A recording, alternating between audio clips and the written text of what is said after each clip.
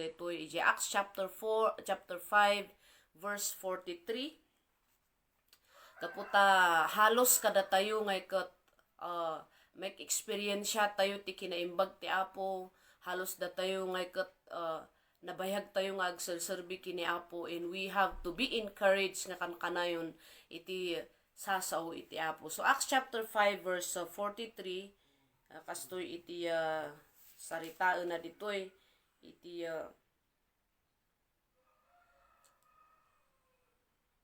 pwede ito nga kaslang kamaliti in surat ko.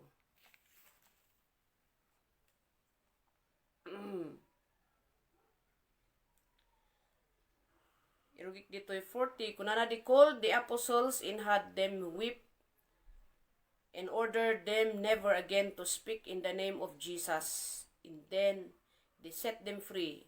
As the apostles left the council, they were happy because God had considered them worthy to suffer disgrace for the sake of Jesus.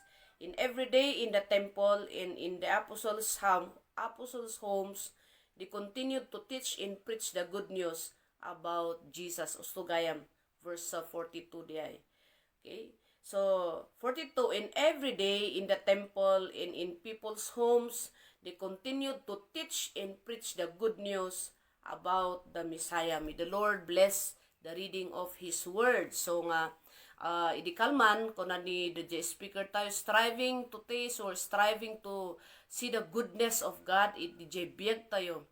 Kat, as we continue nga ipatpatuloy, ipapati nga kita, discover kada gijeda nga naimbag nga aramidon iti Apo, iti biyag tayo, itultuloy tayo mo. So dito iti i-share ko tatangag sa striving to proclaim the gospel. Apay nga ipapati tayo nga mangi-proclaim iti gospel. Gaputa na experience tayo da jay goodness ni Apo. Amin tayo siguro napadasan tayo dito. No ada tinaramanan tayo nga naimas nga taraon. We keep on telling. Itultuloy istorya tayo ay naimas man jay kastoy. Naimas man jay sayuti nga nairap da jay kastoy. Nya ididamdamo da jay kimchi nga ikot. Ayo man ako ngam idi nga sanay. Ayo naimas gayam tapos birokon tayo. So ijay goodness ni Apo. Gaputa na experience tayo da jay goodness ni Apo. We keep on telling to people. We keep on sharing. We keep on telling the story about the jay goodness ni Apo nga na-experience iti tunggal may sakada tayo. Paki pindot yuman da jay niya diay da jay ngay sign nga love dita comment box yo. Mangipakita nga sika ngay ket napadasam iti goodness ni Apo. Yan. The goodness of God, the kinaimbag iti Apo, iso da jeti mang ipush kaniya tayo to keep on telling about it, to keep on telling da jay napadasan tayo. So nga ada da jay testimony nga mauawagan. Gaputa ibagam da jay naimbag, ibagam da jay kinaimbag ni Apo iti biyag mo. Ayan, thank you so much for your response. Amin tayo na experience tayo. Striving to proclaim the gospel. Anya da ito'y gospel? Gospel means the goodness, good news, na imbag nga damag. Iso nga, never nga iti may sa nga tao, ibagana iti may sa nga banag. Wino ibagana iti kaipapanan ti may sa nga banag, nga saan napay nga napadasan. So, never mo nga ibaga nga naimas da jay may nga makan, nuhaan mo nga naramanan. Yeah. Iso nga, ijay gospel nga daytoy, we experience the jay gospel, the jay good news, na adal mo, na imatanga mo ino, na experience mo nga mismo, daytoy good news. What is in the good news? Anya ba iti ada ijay good news? Anya ba iti ada ijay gospel? It is hope, nya, the jay namnama, the jinamnama iti masakbayan. So, the good news, the story we know about Jesus, anya aya iti adda iti gospel ni Jesus about the gospel. What is in the gospel? It is hope, the message of hope, nga dadya nga namnama kat isu iti biyag nga agnanayon.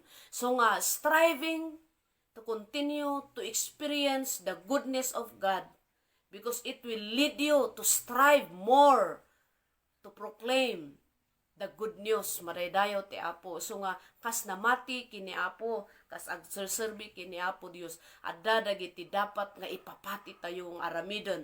Isuda to proclaim the good news about Christ, daytoy about tinamnama tayo kini Apo, about tinamnama tayo ti masakbayan, what is our hope in the future, niya ba tinamnama tayo, isuda jay maadan tayo iti secured tayo kini Apo, adak maadan tayo kuma iti eternal life. So di ay kat in every believer, in every Christian striving to proclaim the gospel that every people will come to know Christ. Ipapatim nga mangi advertise iti goodness ni Apo. No kitan tayo dagiti advertise, dagi agad advertise. Ibaga daon agimbag malagip ko tuloy da istorya ni Manong Augusto nga unayad advertise kanu da jela ko na pang patubot ti buok, pang patubot ti buok. Ngam awan ti gumatagatang apay taday agilaklako kalbo. So nga to striving to proclaim the good news, si kada jay, si ka nga nang raman, si ka nga nang padas ijay goodness ni Apo. So nga ipapatim nga mang ipakaamo, i-advertise mo da jay good news, i-advertise mo da jay kinaimbag, tapno iti kastakot araken dagiti agdengeg maraydayaw ti Apo. We as believers, datayo ti mangi advertise iti goodness ni Apo, nagimbag iti adaki ni Apo Dios. Isu nga tunggal may saka da tayo adda tinapadasan tayo, tunggal may saka da tayo naramanan tayo, na-experience tayo. So no na-experience tayo da jay goodness ni Apo, na-experience tayo da jay good news. What is in the good news? Isude, haan tayo nga sumardeng nga mga ibagbaga, haan tayo nga sumardeng nga mga istorya, mayat kadiya tinamati. Kalkalpas kakabsat da Jenny Burial iti kabsat tayo, ni Brother Daniel nga kuyup-yup. Idi na pang kami jay, di last night, thank you for joining iti da jay in live tayo mot. Ibagbagada iti last chapter iti biyag ni Brother Daniel. For 7 years, 8 years, in-spend na iti tiyempo na nga nagserbi kini Apo aginggan na nga nauyos da jay angos na. Kat kanayon mayat gayam tinamati nya kadagiti kakabsat, kadagiti kabagyan iti kuyup-yup. Paanda nga sumardo nga may bagbanga. Salamat iti word in life. Salamat iti panang asikaso yo. Ngam actually it is because na experience siya iti church, iti goodness ni Apo. Iso nga mabalin tayo mot nga ibaga. So nga agyamyaman kami in return kakabsat. Agyamyaman kami mot kadagiti masuknan gaputa in palubos yumot nga ito'y iti pakabantayan na it is our joy. Iti buong church, iti word in life, ragsak mi nga mang i-share ijay kinaimbag iti agserbi kini Apo. Isu nga iturong tayo amin kini Apo Dios iti amin nga dayaw kon panagyaman. Gaputa he deserve di panagyaman. Nausar ti church laeng, nausar kami because we experience tayo ti goodness ti Apo. And I praise the Lord, talaga ngayong agsangit ti riknak nga agyaman. Gaputa, kadagiti relatives kunada, thank you, iji word na encourage sa kaya, ituloy ko ti agserbimot kini Apo Diyos kunada, iso nga da ti ragsak tayo nga namati, nudenggen tayo ti pada tayo nga tao nga kunada, ayo na encourage sa kaya, ayo na bendisyon na kaya. What is the purpose of di pamati tayo kini Apo no awan ti mabindisyonan nga uray maysa. So let us keep on. Let us keep on proclaiming the good news because God wants that every people will come to know Christ. Anya iti gospel, anya iti good news. What is in the good news? It's about Christ. Gapo ko ni Kristo in may iti panakaisalakan. So dadzay dajay iti saritaon na dajay and why da tayo nga namati apay nga ipapati tayo nga mangi-proclaim nga uray pay iti media, uray pay iti daytoy nga technology maararamat tapno maiproklama iti kinaimbag ni Apo. Kaputa mismo nga da tayo experience kat iso iti puso iti Dios, the heartbeat of God, ti pitik ti puso ti Dios kat iso ti panakaisalakan dagiti amin nga tattao. So kakabsat nga namati, let us keep on proclaiming the gospel because God wants every people to know Christ. Madaydayaw ti Apo. So, preparation da ito. Number 2, that people will prepare themselves for the coming of Christ. Saan tayo lang nga agpatingga nga i-proclaim ti good news tapno maamuan dagiti tao maipapan ken ni Kristo that they will come to know Christ. Saan lang nga agpatingga nga amuan ta actually amin nga tattao amuda nga adat ti Dios. Amin nga tattao di know Christ. Nga maniati ka ipapanana aniati kayat na nga sawon daytoy. They will come to know Christ, amuunda ni Kristo, and they will build up the relationship. I-build the relationship da ni Jesus. We will help people to engage themselves to Christ. Kat into no ma-engage iti biyag da ni Kristo, they will prepare themselves for the coming of Christ. Ti iyaay ni Apo tayo nga Hesus Kristo. Isu nga masapul nga igaud tayo kakabsat to proclaim the gospel. Kunani Benjamin Franklin, kunana, by failing to prepare, you are preparing to fail. Kunana, by failing to prepare, you are preparing to fail. No ag-fail ka, no ag-kamali ka, iji panagsaganam, no ag-fail ka, iji panagsaganam, isagsaganam iti panaka-fail mo. Yabat ti Ilocanon ti fail. Itype yung man dita comment section, iti Ilocano ti fail. Ag-fail ka, ag-kamali ba? Kamali. Nuhaan mo nga isagana nga usto iti biyag mo, isagsaganam iti panakadadaan mo. In other words, isagsaganam iti distraction mo. Iso nga, we strive to share the gospel. Tapno iti kastakat dagiti tattao, datayo, i-prepare tayo, daytoy biyag tayo para iti iyaay ni Apo tayo nga Hesus Kristo. Madaydayaw ti Dios. Kita man no dati nag-comment. Ijay nga Ilocano, wala pa. Yan. So, ulitok manan kunan ni Benjamin Franklin, by failing to prepare, you are preparing to fail. Isu nga itamot lang nga gundaway, be a man and a woman who will strive to continue to declare the jay good news, the jay naimbag nga damag, that all people will come to know Christ. Amin nga tattao maamuanda, ma-build up da, mai-engage da kan ni Jesus, kat isagana da iti biyag da, para iti iyaay ni Apo tayo nga Hesus Kristo. 1 Thessalonians, kahit kung nga basaan de 1 Thessalonians chapter 4 verse 13. 1 Thessalonians. Asaan na si Thessalonians? 4:13. Okay, kunana our friends, kunani Apostle Paul, gagayam. We want you to know the truth in about those who have died, so that you will not be sad, as are those who have no hope. We believe that Jesus died and rose again, and so we believe that God will take back with Jesus those who have died believing in Him. So ipakpakaamo ni Apostle Paul through this gospel nga kayat na nga dagiti tattao ket saan da kumanga mainosente. The other version gamin ket I don't like you to be unaware kunana. DJ da dumamanan nga transition han ko nga kayat nga uninformed kayo kunana. I don't want you to be uninformed.